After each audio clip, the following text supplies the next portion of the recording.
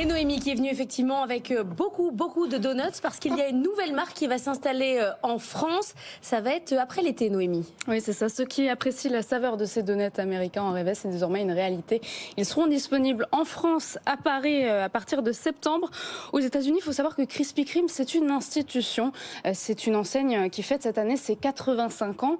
C'est ce qu'on appelle une love brand. Elle compte près de 10 millions de fans sur les réseaux sociaux. Elle est présente dans 30 pays, 11 000 points de vente, 1,5 milliard de dollars de chiffre d'affaires. Et c'est vraiment une enseigne qui est présente dans les foyers américains, dans les séries américaines, comme les Simpsons. Il y a même un donut qui a été créé pour Homer, dédié à Homer Simpson, qui est rose avec du glaçage par-dessus. Alors moi, je suis pas très donut, je trouve ça très sucré. Ah bon? Vous allez me dire... C'est bizarre ça, mais gras peut-être aussi. Un petit peu gras aussi, oui. Vous allez me dire ce que vous en pensez. Là, ce que vous avez devant vous, c'est l'original glaze. Donc c'est le produit iconique de Krispy Kreme. Okay, c'est un peu comme le Big Mac attendez, là, ils sont venus en direct des États-Unis, pas par du Royaume-Uni, parce qu'ils sont présents au Royaume-Uni. D'accord, bravo. Voilà, ils ont fait le voyage. Ça y est, l'heure est partie.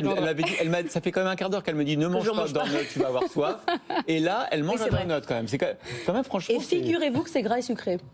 C'est gras et sucré. Bon, ce que me disent les gens qui connaissent Krispy Kreme, c'est que la pâte est assez aérée, assez fine par rapport à d'autres concurrents. Alors là, ce que vous goûtez, c'est l'original glaze, donc l'équivalent du Big Mac chez McDo.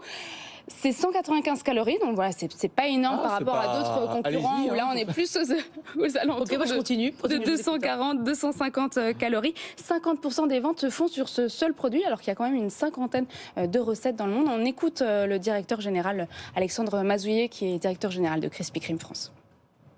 Tout est fait pour finalement, dans ces périodes un peu chahutées, le petit plaisir sucré, déculpabilisé, on a vite fait de se laisser surprendre, et surtout avec des magasins très expérientiels où finalement on va voir la chaîne de fabrication sur notre fameux flagship à Châtelet-Les Halles tourner devant les clients avec du coup l'enseigne lumineuse qui à ce moment-là s'éclaire, Hot Donut Now, et vous allez pouvoir vivre une expérience unique en dégustant un donut chaud, et il n'y a pas ça aujourd'hui en France.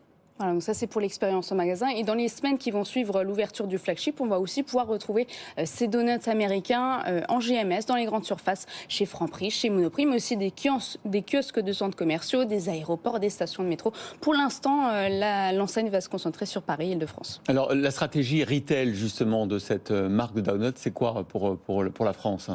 Alors elle va s'inspirer donc de la boutique Au Frais de l'Émerveilleux. Donc c'est un style plutôt théâtral. Elle sera basée dans un quartier populaire, Châtelet-Les Halles, un quartier jeune, quartier populaire.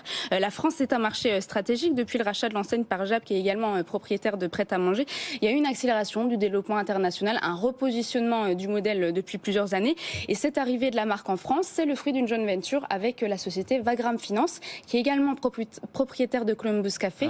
Et Krispy a de grosses ambitions, ouvrir 500 points de vente en France d'ici 5 ans. 500 points de vente, c'est énorme. Ouais, des prix imbattables. Donc un donut à moins de 3 €, la boîte de 3 pour 6 €, la boîte de 12 pour 15 €, en espérant qu'ils ne fassent pas la boîte de 30, parce que là, sinon, je pense que ça y est, Laure est convaincue, elle prend une boîte de 30. Et les recettes, elles sont américaines. L'objectif, c'est d'internaliser les recettes en France d'ici 2 à 3 ans. Donc voilà, les Français ont été conquis par les cookies. Reste à voir s'ils vont troquer leur croissant contre un donut américain.